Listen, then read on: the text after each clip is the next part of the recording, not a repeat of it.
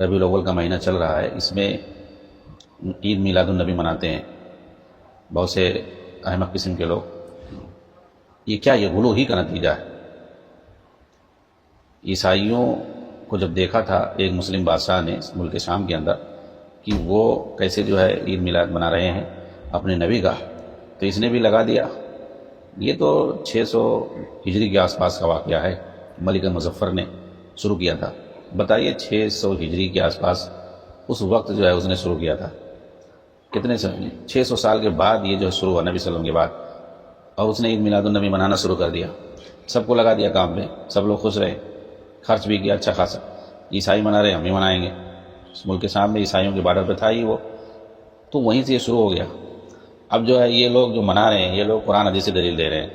جی ہاں، ایک بدعت ایجاد ہوا 600 سال کے بعد، اس سے پہلے کوئی ثبوت نہیں ہے کہ کسی نے کبھی منایا ہو۔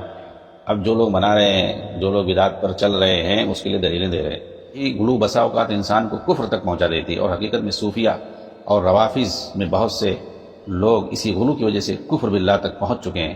کچھ لوگوں نے سیدنا علی رضی اللہ عنہ کی ذات میں غلو کیا تھا، یہاں تک کہ آپ کو معبود کا درجہ دے دیا، اور اسی وجہ سے وہ کافر ہو گئے، اور حضرت علی نے انہیں جلانے کا اسی لیے حکم دیا تھا۔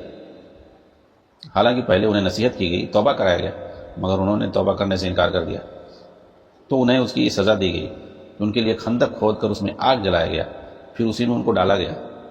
اسی وقت آپ نے کہا تھا لما رأیت الامر امرا منکرا اججت ناری ودعوت قنبرا۔